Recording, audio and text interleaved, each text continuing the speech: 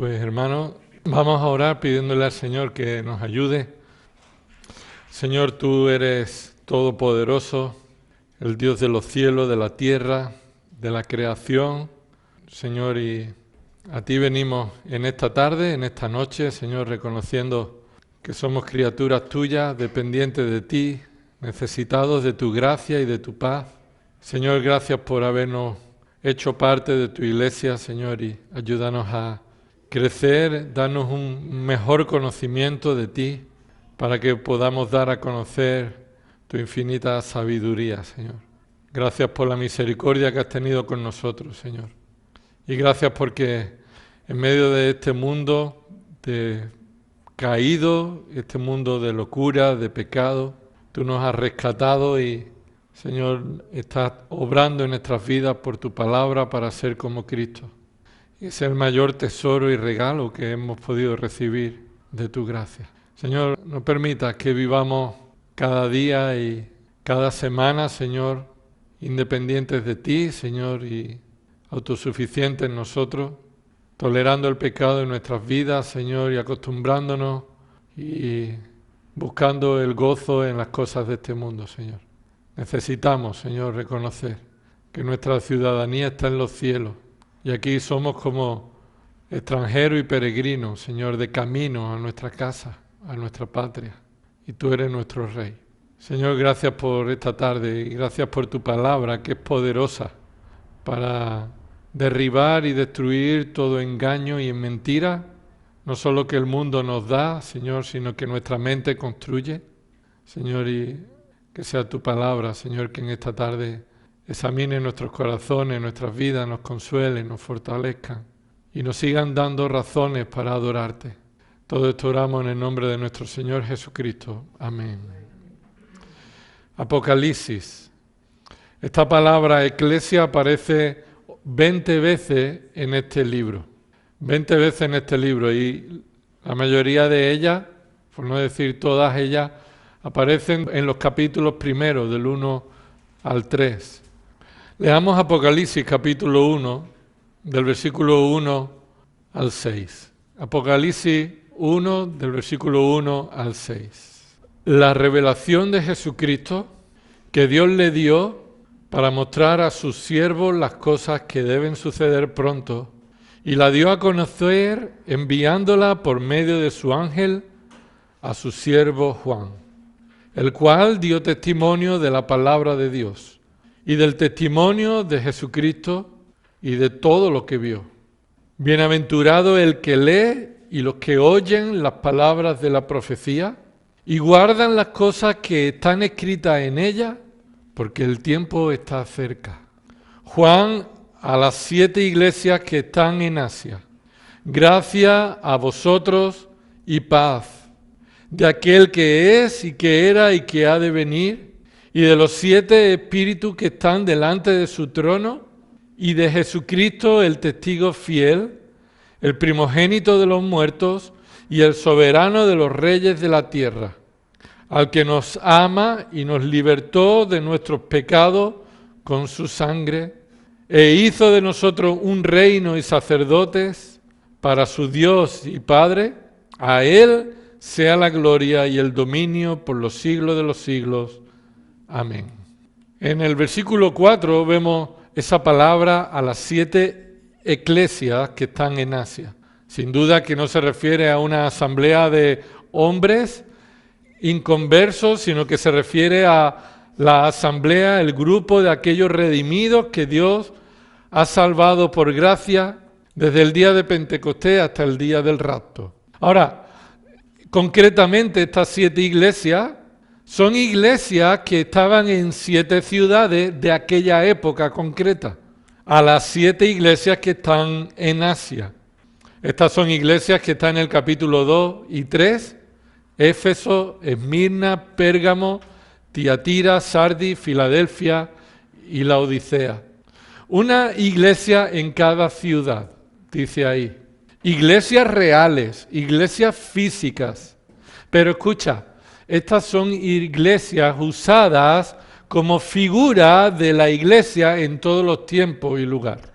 Es decir, esta carta está dirigida a estas 7 iglesias, y estas 7 iglesias son iglesias reales, temporales, que existían en ese momento en 7 ciudades concretas del Asia Menor, que hoy día es Turquía, pero en el contexto de esta carta, estas 7 iglesias son figuras que representan a toda la iglesia en todo lugar, en cada tiempo, desde Pentecostés hasta el arrebatamiento. Así que cada iglesia local, cada iglesia en la historia puede encontrarse o puede estar viviendo en alguna de estas situaciones o puede estar mezclada con alguna de las situaciones que se van a expresar en estas 7 iglesias. Os pongo de antemano que los próximos viernes vamos a estar hablando de estos mensajes de las 7 iglesias. Esto formará parte de este estudio sistemático sobre la iglesia. Ahora, estas son las receptoras de la carta de Juan para revelarles qué. ¿Por qué Juan le escribe a estas 7 iglesias? Lo acabamos de leer, versículo 1, mira lo que dice. La revelación de Jesucristo que Dios le dio. ¿Que Dios le dio a quién?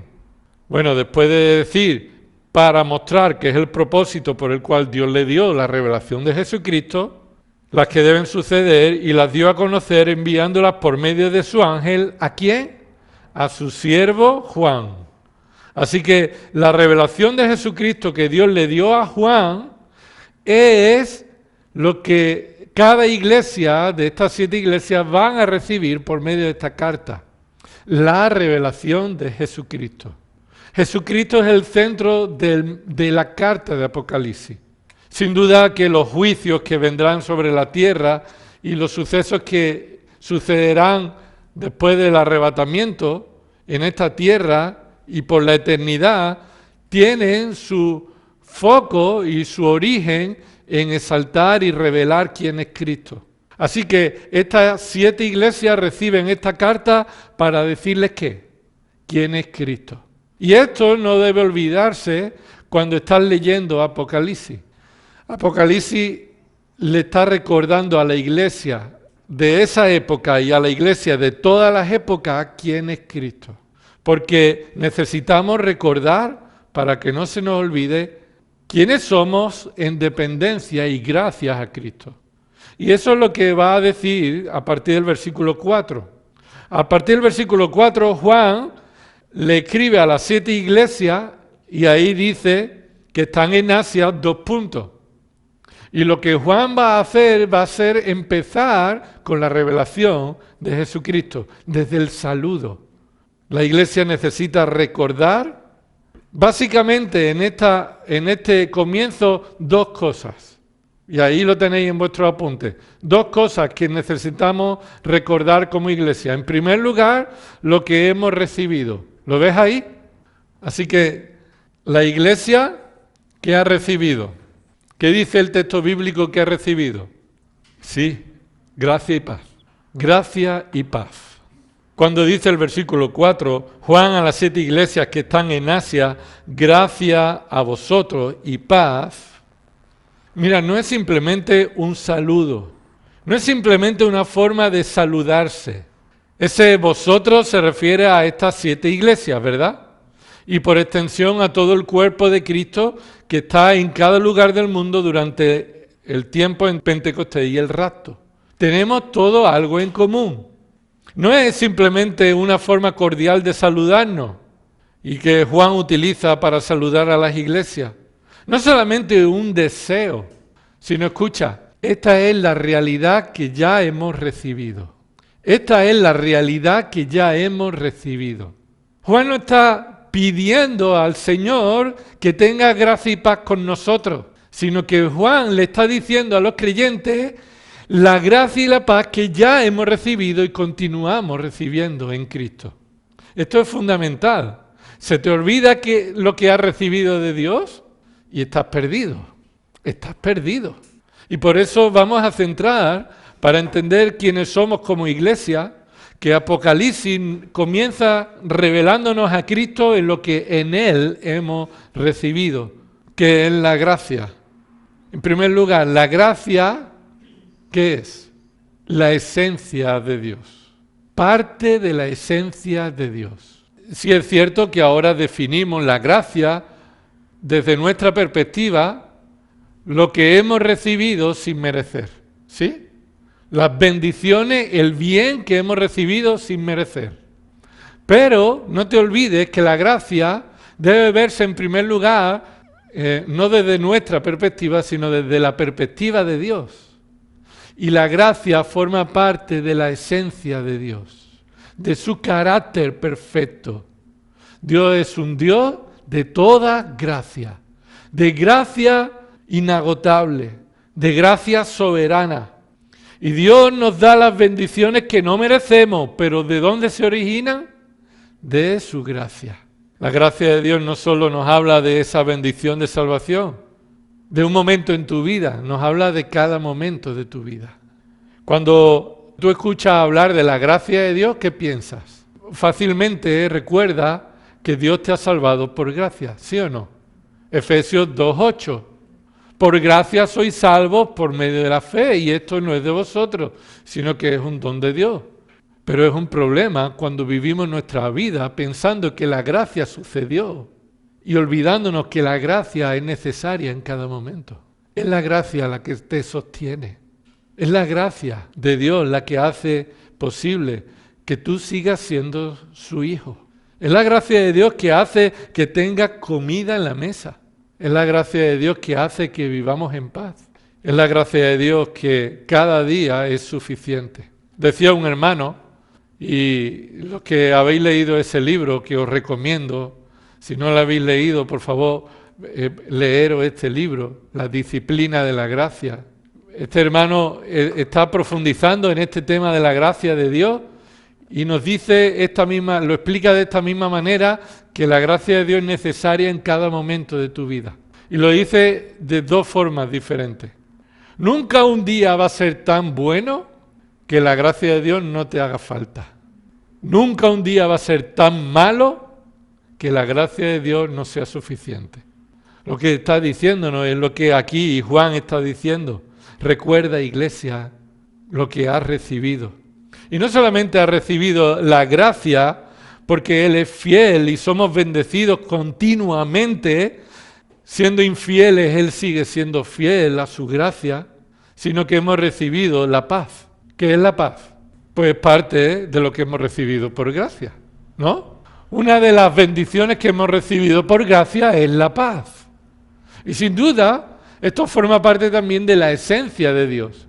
Dios es un Dios de paz, pero también vimos el domingo pasado que es un Dios de guerra, ¿o no?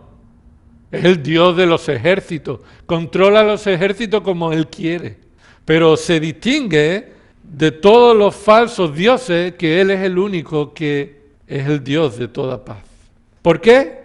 Porque la paz que nosotros necesitamos, escucha, no es la paz de la guerra física, es la paz espiritual, de nuestra relación espiritual con Dios. Nuestro empeño como iglesia no es exaltar ni buscar la paz entre los pueblos, sino predicar el evangelio de la paz que por medio de Cristo, un pecador que es un enemigo de Dios puede ser reconciliado con ese mismo Dios por medio de su gracia. Esa es la paz que nosotros hemos recibido. Esa paz es por medio de Cristo aplicada por el Espíritu Santo, es la paz trinitaria.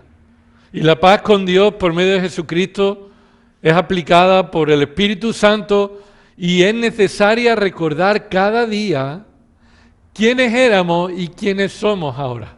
¿Tú cada vez que pecas te conviertes en enemigo de Dios? ¿Sí o no? No. Porque ya hemos recibido la reconciliación, la paz. Ya no somos enemigos, somos hijos adoptados. Cuando pecamos, Dios como un padre amante nos disciplina, pero no nos castiga como aquel que estamos en enemistad todavía con Él. Así que esa paz es duradera, es eterna y se sustenta en la obra perfecta de Cristo en la cruz. Estos aspectos de gracia y de paz se explican a partir de estos versículos como una gracia y una paz que proviene del Trino Dios. Y observa esas tres formas de hablar. Dice el versículo 4, gracia a vosotros y paz de aquel. ¿Qué significa de? Esa palabra de significa el origen o la procedencia de la gracia y la paz. ¿De quién se recibe la gracia y la paz? La gracia y la paz se proviene del Trino Dios. Y observa que esa palabra de aparece 3 veces en el versículo 4 y versículo 5. De aquel, y sigue más adelante, y de los 7 espíritus, y sigue en el versículo 5, y de Jesucristo. ¿Lo ves ahí? Es clave. Es decir, tienes que leer la palabra con detenimiento. Es la palabra de Dios la que te enseña la verdad, que tú debes verla y memorizarla e interpretarla adecuadamente. Así que la gracia y la paz viene ahí de, ¿qué significa qué? Origen o procedencia. Origen o procedencia. Y se repite 3 veces. ¿De quién? En primer lugar, versículo 4, de aquel. Ese aquel es un pronombre un poco indeterminado, ¿no? De aquel. Lo que está diciendo es alguien que tiene una característica muy concreta y dice de aquel que es y que era y que ha de venir. Escucha, esas 3 cosas están inseparablemente, porque dice de aquel que es y que era y que ha de venir. No dice aquel que es o era o ha de venir. No, está todo incluido. Presente, aquel que es y que era, pasado y que ha de venir, futuro. Esto nos está hablando que la primera procedencia es el Padre, Dios Padre. Esto no nos dice que Él es el único que es de esta forma. No nos dice que Él es el único que es eterno, sino es una característica no única de Él, pero que en la administración de su revelación Dios se ha mostrado siempre como el Dios eterno. El Padre eterno, el Padre del plan perfecto, el plan de quien proviene, el Dios único del quien proviene todas las cosas. Así que Dios Padre es el origen de la gracia y la paz. Dice ahí, versículo 4, y de origen de la gracia y la paz de los 7 espíritus que están delante de su trono. ¿Del trono de quién? Del trono del Padre, que es a quien se ha referido anteriormente. Así que el que es, el que era y el que va a venir es el que está sentado en el trono. Y delante del trono hay un espíritu que se revela como los 7 espíritus. No está diciendo que son 7 espíritus, sino que en el lenguaje figurado de Apocalipsis se refiere al Espíritu Santo en su plenitud. Aquel que es el Espíritu sobre los espíritus, aquel que es Dios, y en esa revelación de Dios, esa persona trinitaria se muestra como el pleno Espíritu, el Espíritu por completo que está delante de su trono. ¿De quién proviene la gracia y la paz? Del Padre, del Espíritu, sin duda el Espíritu Santo, de Él viene la gracia y la paz. Versículo 5. ¿Ves? O sea que de nuevo la tercer origen de la gracia y la paz proviene de otra persona más, de Jesucristo. Sin duda, ya no queda duda de quién es esa tercera persona. Ahora, es curioso que normalmente siempre decimos que Dios Padre es la primera persona de la Trinidad. ¿La segunda persona quién es? El Hijo, y después decimos el Espíritu Santo. Simplemente es una forma en la que se ordena, en la manera en la que se ha ido revelando. El Padre en el Antiguo Testamento, el Hijo en los Evangelios y el Espíritu Santo mostrándose desde Pentecostés. Pero es simplemente un orden de protagonismo que ha tomado a lo largo de la historia. Pero no uno es mayor que el otro, ni uno es mejor que el otro. Todos son coiguales, coeternos, y ninguno ha existido antes que el otro, ninguno es mayor que el otro, o tiene un atributo que los otros no tengan. Así que la pregunta es ¿por qué está en este orden? El Padre, el Espíritu y el Hijo. ¿Por qué? Lo hemos dicho antes. Porque el propósito de la carta, ¿cuál es? Revelarle a la iglesia ¿qué? ¿Quién es Cristo? Y aquí está mostrando, recuerda iglesia, lo que ha recibido, la gracia y la paz que vienen del Padre, que vienen del Espíritu Santo y que viene del Hijo. Y ahora se queda en el Hijo. Y va a centrar su atención en el Hijo. 3 formas en las que Él caracteriza al Hijo, quien es también el origen de la gracia y la paz que hemos recibido.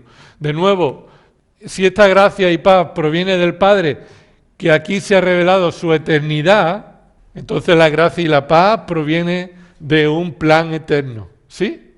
Un plan perfecto y una gracia y una paz que por toda la eternidad será real en la iglesia.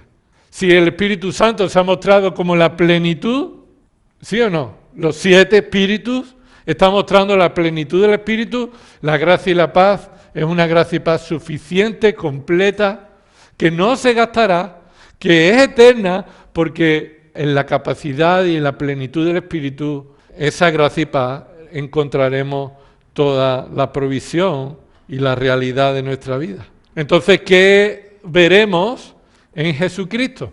3 aspectos que Jesucristo va a mostrar que la gracia y la paz provienen de Él y que tú y yo debemos recordar cada día. Vivir dependiente de la gracia y la paz que del Trino Dios hemos recibido. ¿Qué 3 aspectos están ahí? Mira, versículo 5. Y de Jesucristo, 3 cosas que se dicen. Primero, el testigo fiel. ¿Qué significa testigo fiel? Bueno, lo que nos está indicando es que Jesucristo en su primera venida vino ¿para qué? Para revelarnos al Padre. Eso es lo principal que Él vino a hacer. Revelar al Padre y ser testigo, un fiel testigo de quién es el Padre. Pronunciar los mensajes que el Padre le dio. Revelar en sí mismo la plenitud de la gloria del Padre. Y por supuesto a cumplir fielmente con el propósito que el Padre le dio a cumplir. Reunir en Él y redimir a todos los que el Padre escogió salvar antes de la fundación del mundo, por gracia y haciendo la paz por medio de Él. El testigo fiel. Esa gracia y esa paz que hemos recibido proviene de alguien que es, ¿qué? Fiel en su testimonio. ¿Qué significa eso? Que puedes confiar que la gracia y la paz es real. No es un fraude, no es un engaño. Es la manera en la que Cristo ha revelado fielmente al Padre. Y puedes confiar que su gracia y su paz es suficiente y es real en tu vida.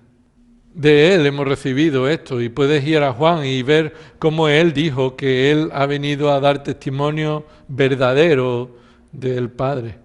Por ejemplo, Juan 5:32, Juan 8:14 o Juan 17, versículos 6 y 8. Ahí lo puedes ver cómo Cristo cumplió este testimonio fiel. ¿Quién es el que nos ha dado la gracia y la paz y nos sostiene cada día? Jesucristo, el testigo fiel. Segundo, Jesucristo, el primogénito de los muertos. ¿A qué se refiere el primogénito de los muertos? Es decir, ¿qué significa eso? ¿Por qué se le llama el primogénito de los muertos?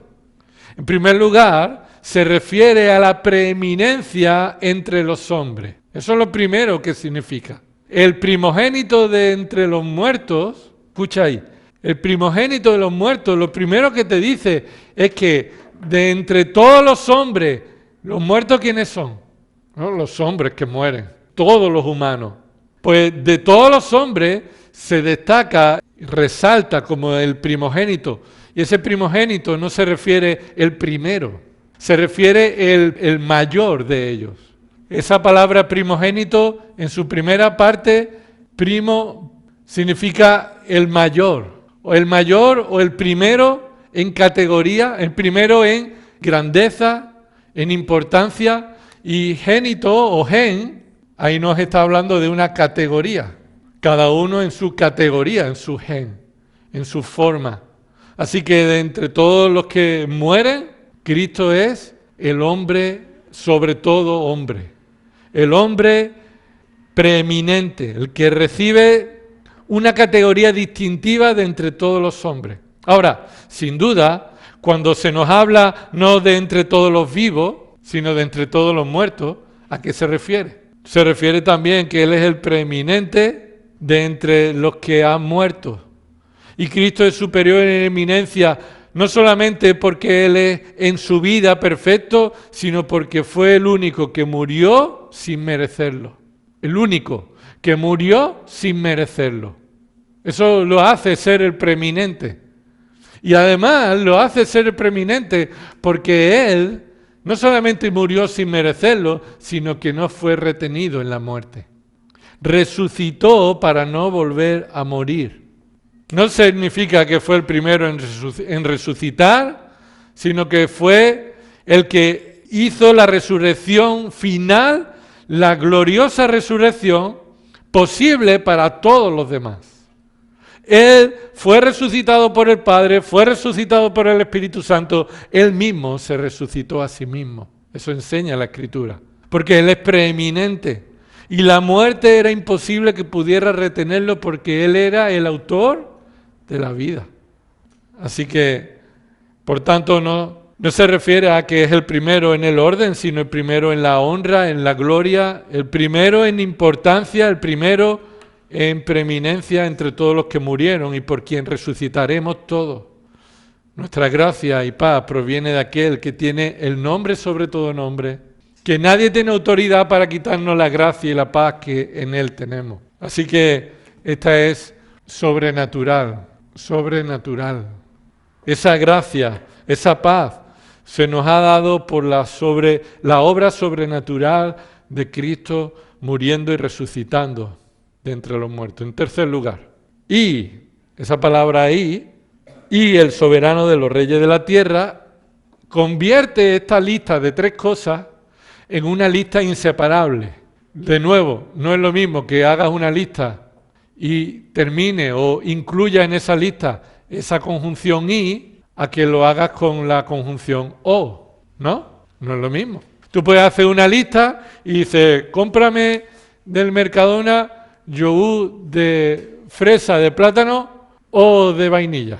Así que con cualquiera de esos tres vale, no con los tres. Pero si te mandan y dice, cómprame yogur de fresa, de plátano y de vainilla, no se te falte ninguno, ¿verdad? No puede faltar ninguno. Así que aquí tenemos una lista que hace indivisible estos tres aspectos, como un todo. Y observa cuál es este tercer aspecto, que hemos recibido la gracia y la paz del soberano de los reyes de la tierra. Es curioso que aquí se nos está presentando ya como el Cristo que va a gobernar en la tierra. Pero no solamente en el futuro, sino que Él es el soberano a día de hoy. Y Juan le escribe a las 7 iglesias diciéndole, Cristo es el soberano de los reyes de la tierra.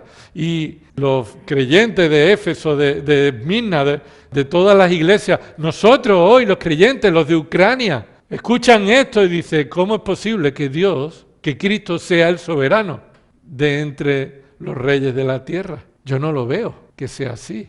Y escucha, una cosa es que Cristo lo sea y otra cosa es que Cristo lo está manifestando de una manera plena y completa. Que lo sea no significa que cuando no lo ejerce, no lo es. No, todo viene y comienza por la esencia y después, por la esencia, Él manifiesta y ejecuta lo que Él es. Así que sabemos que la gracia y la paz proviene de aquel que es, que tiene toda, ¿qué? ¿Qué ha dicho usted? Soberanía, sin duda, pero esa soberanía es la autoridad independiente. A mí me gusta ver la soberanía de Dios de esta forma, como lo que significa autoridad independiente. Mira, lo que más se defiende hoy y cada vez se va a defender más es la democracia. Pero el mundo se dirige a un estado en el que Cristo será el soberano y la democracia no existirá. Porque Él tendrá y tiene la autoridad independiente de la opinión de la mayoría.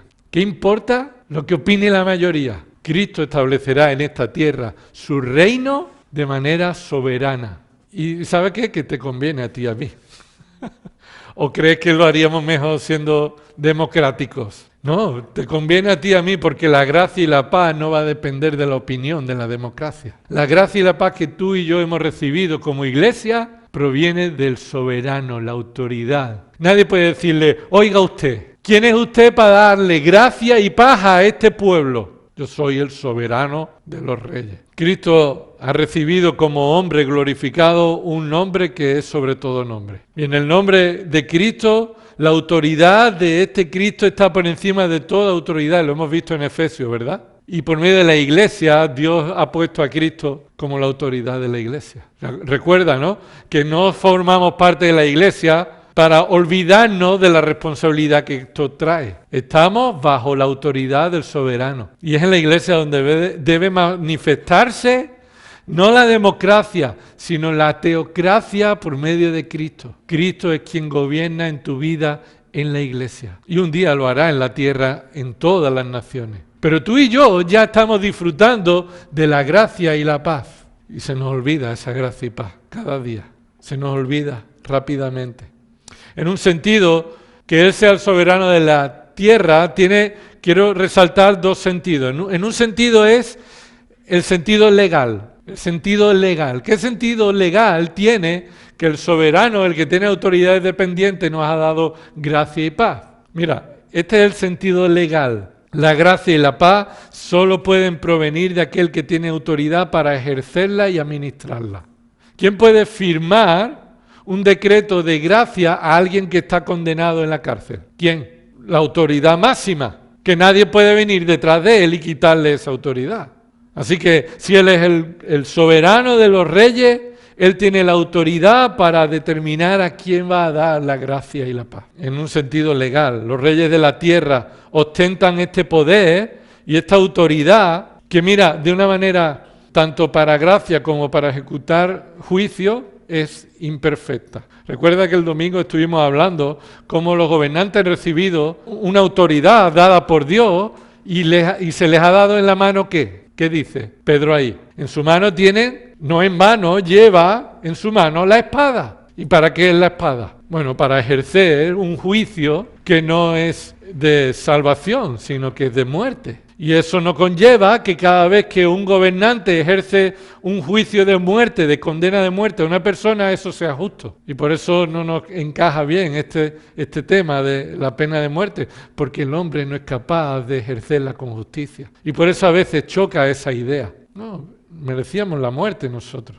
Y el que no la merecía murió por nosotros. Así que no dejemos llevar por la opinión de que cuando el hombre ha ejercido la pena de muerte de una manera inapropiada, entonces, no, es justo. Ahora, también se le ha dado para administrar la gracia. ¿Y con quién tiene gracia? ¿A quién indulta? ¿Justamente indulta siempre? Por favor. Así que los reyes de la tierra han recibido esto, pero demuestran que son imperfectos ejerciéndola de una manera equivocada. Y esperamos y anhelamos al justo, al que lo ejercerá con justicia. Y ya nosotros la disfrutamos. No es que Él será intransigente, es que Él, por gracia, nos perdona habiendo pagado Él la deuda que hace posible nuestra paz. Es que Él entonces va a matar a todo el mundo de una manera sin compasión. No, Él por compasión y por gracia ocupó nuestro lugar en el corredor de la muerte para que nosotros pudiéramos recibir la paz, porque Él es el soberano de los reyes de la tierra. Esto hemos dicho en un sentido legal. Y frente a la autoridad de los reyes de la tierra, esto nos muestra que Jesucristo está por encima de toda autoridad. Esta paz no solo es espiritual, sino real. Y la Iglesia ha recibido la paz espiritual frente a Dios por nuestros pecados. Pero Cristo trae también y traerá la paz con Israel. Estamos hablando de la paz que la Iglesia ha recibido espiritual. Por eso no estamos llamados a ejercer un dominio de buscar la paz en la tierra por luchas de física, sino llamados al arrepentimiento, reconciliando a los hombres por medio del Evangelio de la paz. La Iglesia ha recibido la paz espiritual por medio de Cristo, pero la paz real, Israel terrenal, helénico, la recibirá en esta tierra que todavía nunca la recibió. Nunca la recibió. Israel nunca estuvo en paz, para siempre. Siempre cayó en un estado de guerra.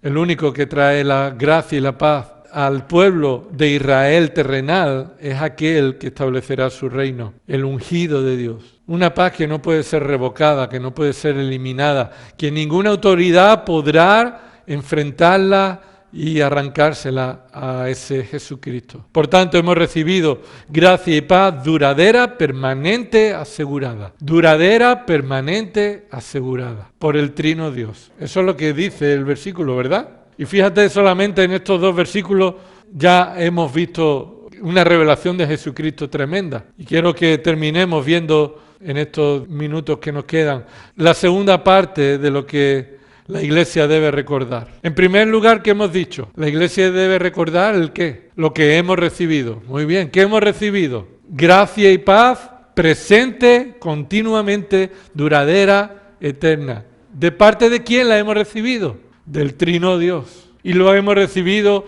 de una manera duradera, eterna, en plenitud suficiente y también por la fidelidad, la obra sobrenatural y la autoridad independiente del Hijo. Es tremendo eso. Eso te daría para esta semana seguir pensando en esto, ¿verdad? Ahora, la segunda cosa que la Iglesia debe recordar, que Pablo le escribe a estas 7 iglesias y nos escribe a nosotros, que formamos parte de la Iglesia de Dios a todos los tiempos, lo que debemos dar, ¿no? ¿Qué pone ahí en vuestro papel? Damos, lo que damos. Es decir, la Iglesia debe recordar lo que hemos recibido y fruto de eso la Iglesia va a responder dando, ¿sí o no? Y esto no es por egoísmo, no, esto es por realidad, por reconocimiento. No adoramos a Dios ni le damos a Dios por lo que nos da, sino por quién es. Y hemos dicho, la esencia de el Trino Dios ha hecho posible esta gracia, pero sin que Dios nos hubiera dado la gracia y la paz, Él seguiría siendo el Dios de toda gracia y toda paz. No es el Dios de gracia y paz porque nos la ha dado, sino que aunque no nos la hubiera dado, Él sería el Dios de toda gracia y paz. Y ese es el origen de esta bendición que hemos recibido. Por tanto, recuerda lo que hemos recibido y ahora recuerda lo que debemos dar. Y eso es lo que Pablo va a hacer aquí. Versículo 5, al final de esa frase, y el soberano de los reyes de la tierra, punto. ¿Vale? Ahí ha terminado. ¿Qué continúa diciendo? Al que, y ahí paramos un momento, al que es una forma de decir a el que, ¿vale? Esa es la forma de decir, a el que. Este a significa que Él es quien recibe algo. Él es receptor de algo. Así que no solamente de Él proviene, sino que a Él debemos darle. Esa palabra a es lo que utilizamos para decirle quién va a recibir algo.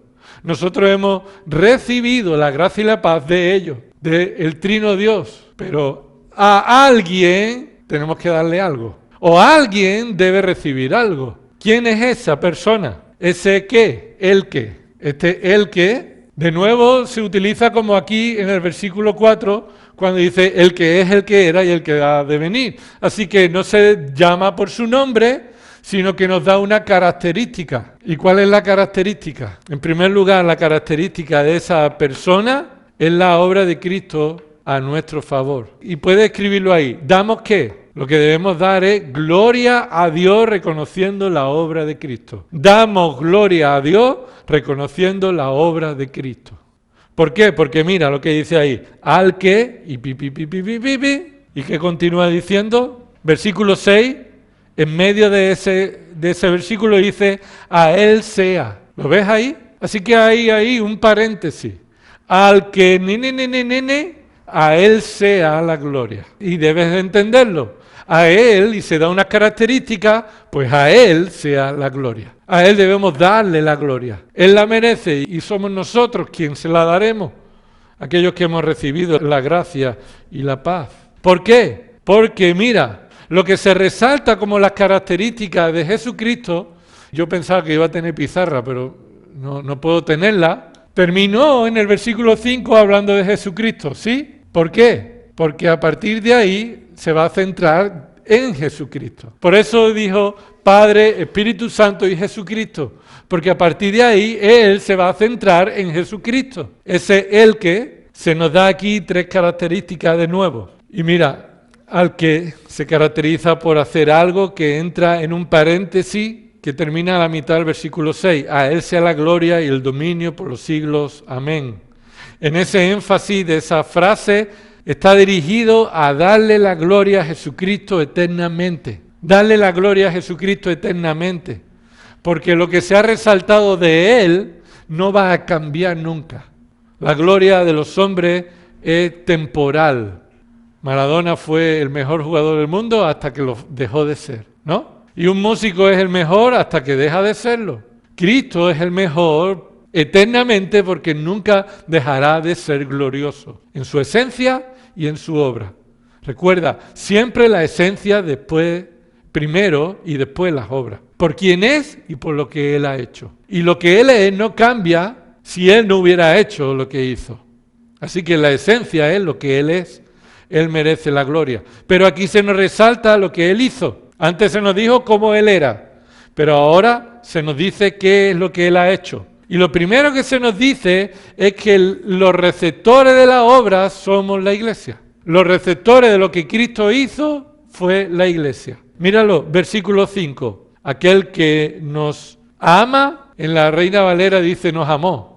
No está bien traducido. La verdadera traducción, la correcta traducción es el que nos ama en tiempo presente. Es muy importante. No es lo mismo decir que yo amé a alguien a decir yo amo a alguien. Y Cristo no solamente nos amó, sino que nos ama en tiempo presente, continuamente. Sino que también dice, y nos libertó de nuestros pecados. Ahí hay algo muy concreto. A nosotros. ¿Y quién está hablando? ¿Quién habla aquí? Juan. ¿Y por qué dice Juan nosotros si está él solo? Porque está metiéndose a sí mismo en un grupo en el que pertenece a aquellos receptores, las iglesias. Ya está. Para ahí, ¿eh? Esto son obras que Cristo ha hecho para nosotros. Juan y el resto de creyentes de la iglesia en toda época. El que nos amó, nos libertó e hizo de nosotros. Así que nosotros somos los receptores de la obra de Cristo. En primer lugar, versículo 5, nos ama. Ama a la iglesia con un amor singular, un amor sacrificado, como vimos en Efesios 5. ¿Recuerda? Marido, amad a vuestras mujeres. ¿Cómo qué? Como Cristo amó a la iglesia y lo expresó ahí en un acto concreto en el pasado. Y se entregó a sí mismo por ella. Esa fue su expresión. Y aquí Juan está diciendo lo que Cristo hizo por amor. Cristo continúa amándonos a nosotros de una manera singular. Un testimonio fiel del amor de Dios. Un amor redentor, diferente al amor bondadoso que Dios tiene con los incrédulos, con Putin, dejándole que siga viviendo, o con cualquier otro gobernante que también son pecadores. El presidente de Ucrania también es un pecador y Dios sigue teniendo gracia con él. Así que Juan nos está recordando, iglesia, recuerda el amor que Cristo te tiene. Es el amor de Cristo, el tipo de amor singular por el cual nosotros somos llamados hijos de Dios. Primera de Juan 3. Mirad cuál amor nos ha dado el Padre, y nos lo sabemos porque era una canción, ¿no? Y qué bueno cantar canciones bíblicas, porque así recordamos textos bíblicos. Mirad cuál amor nos ha dado el Padre. O sea, considerad, admiraros de ese gran amor. ¿Por qué? ¿Por qué vemos que ese amor es grande, sublime? Al hacernos, al llamarnos, al darnos el derecho de ser llamados hijos de Dios, por medio de su gracia y su paz. Así que Él nos amó, nos ama de una manera presente, continua, dándonos frutos espirituales en el que el amor es preeminente. Y observa que dice que nos ama de una manera continua, presente, y todo lo que disfrutamos en la iglesia proviene de ese amor sobrenatural. En segundo, la obra de Cristo, le adoramos porque Él ha obrado hacia la iglesia no solamente con amor, sino que Él nos ha libertado. ¿Y de qué nos habla ese amor? ¿De qué nos hablaba? Podríamos ver que el amor es una expresión de su gracia, ¿no? ¿Es un amor que merecíamos o es un amor que no merecíamos? Es un amor desmerecido. Merecíamos la ira, pero en lugar de recibir la ira hemos recibido amor. Ahora, el que dice ahí nos libertó. ¿A qué se refiere? A la paz. A la paz que ha hecho. Nos ha librado. Estábamos en el corredor de la muerte. Éramos por naturaleza hijos de ira. Lo mismo que los demás. Merecíamos la ira de Dios. Pero la obra de Cristo en el pasado, ese sí en el pasado, ¿verdad? Nos libertó. Eso sí fue en el pasado. ¿Por qué? Porque Él lo hizo en un momento de la historia muy concreta. ¿Cuándo? Cuando en la cruz ocupó nuestro lugar. 2 Corintios 5:21. Al que no conoció pecado, por nosotros lo hizo pecado para que nosotros fuéramos hechos justicia de Dios en Él, por medio de Él. Y eso en los versículos 19 y 20 de 2 Corintios 5 nos dice que esta es la reconciliación, el mensaje de la reconciliación. La libertad que hemos recibido por medio de Cristo es una forma en la que la gracia y la paz nos lleva a glorificar a Cristo. Dale gloria por el amor, dale gloria ¿por qué? Por la libertad, que todo eso en el Evangelio se ve real. Es decir, la ira de Dios que por nuestros pecados, mira lo que dice ahí, nos libertó ¿de qué? Nos libertó de nuestros pecados, es decir, lo que nos tenía apresado, aquello que nos condenaba eran nuestros pecados. Y entonces Él nos libertó de esa cárcel en el que estábamos encerrados, nuestros pecados. ¿Y cómo lo hizo? Por medio, o ahí pone con su sangre, eso se puede traducir por medio de su sangre. Así que aquel que, esa característica, es el que derramó su sangre. ¿El Padre derramó su sangre? ¿El Padre derramó su sangre? No. ¿El Espíritu Santo derramó su sangre? No. ¿El Hijo derramó su sangre? Sí. Entonces, claramente el texto nos dice que ese aquel que se está refiriendo ¿a quién? Al que derramó su sangre. ¿El que derramó su sangre es Dios? ¿El Espíritu Santo es Dios? ¿El Padre es Dios? Sí, eso no quita.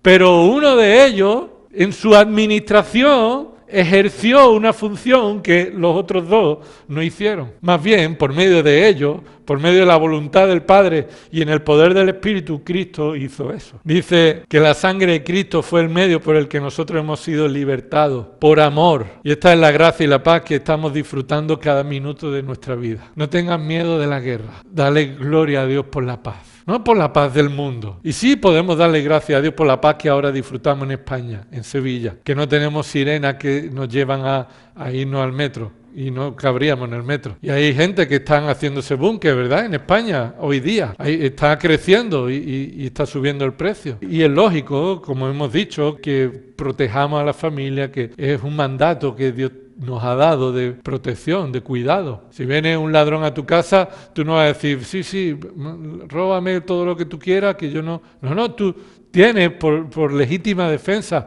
delante de Dios proteger a tu familia y hacer lo posible para evitar ese daño. Ahora, cuando es en defensa del Evangelio, somos llamados a someternos a las autoridades. Somos llamados a ser fieles y tenemos que morir por amor al Evangelio. Pero no te preocupes por la paz del mundo. No pierdas el gozo. No pierdas la gratitud. No tengan miedo por la guerra. Dice Jesús, no temáis por aquellos que pueden matar vuestro cuerpo, ¿no? Sino temed a aquel que después de que vuestro cuerpo ha sido destruido, también tiene poder para destruir vuestra alma. Esa es la paz que hemos recibido en Cristo, que ya tenemos libertad. Y por eso Pablo, cuando escribe las cartas en la cárcel, esas son las cartas del gozo. Porque dice, mira, yo estoy aquí, pero la palabra de Dios sigue obrando. Y si yo tengo que morir, pues mira, prefiero morir, porque es mucho mejor estar con Cristo que estar aquí. Pero si esto es bien para vosotros, prefiero vuestro bien. Es la conciencia de lo que hemos recibido, lo que nos lleva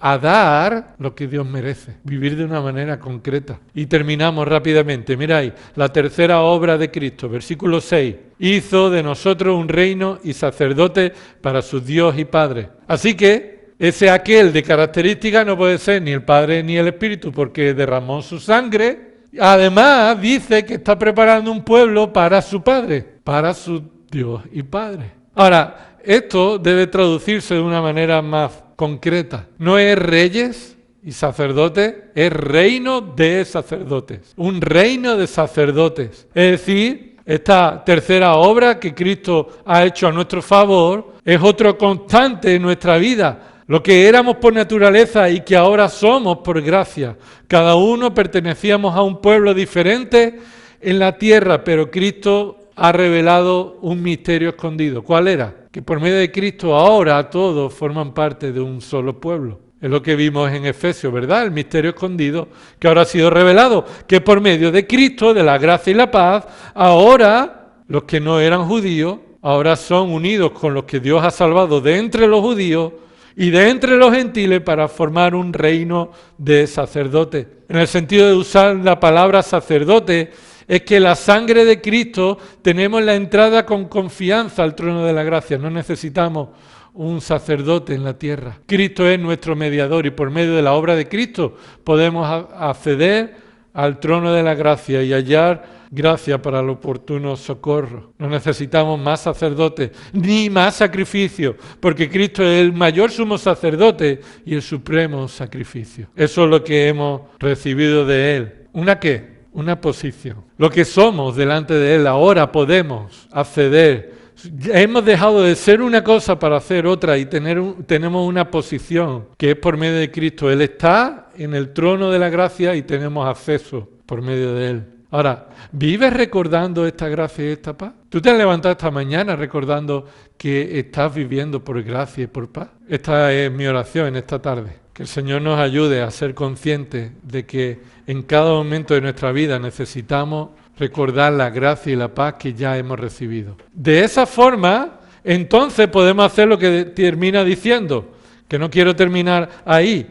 ¿Qué termina diciendo? A Él sea la gloria. Esto es toda admiración, toda atención, toda alabanza. Es para Él y el dominio por los siglos de los siglos. Amén. Y a partir de aquí, Apocalipsis va a presentar cómo Cristo va a ejercer su dominio y va a revelar su gloria. Y por medio de eso, Él va a traer no gracia y paz, va a traer ira y condenación y juicio a los que no están en Él, no han sido salvados, a los que siguen rebelándose contra el Hijo. Vamos a orar. Señor, te damos gracias, te alabamos por lo que ya hemos recibido en ti, en el Trino Dios que ha obrado para nuestra reconciliación y nuestra salvación y cada momento de nuestra vida, Señor. Podemos ver tu gracia sosteniéndonos, podemos ver, Señor, la paz que tú nos has dado y en la que podemos estar confiados y seguros. No la paz como el mundo la da, sino la paz como tú eres el único que puede darla, por medio de tu sacrificio en la cruz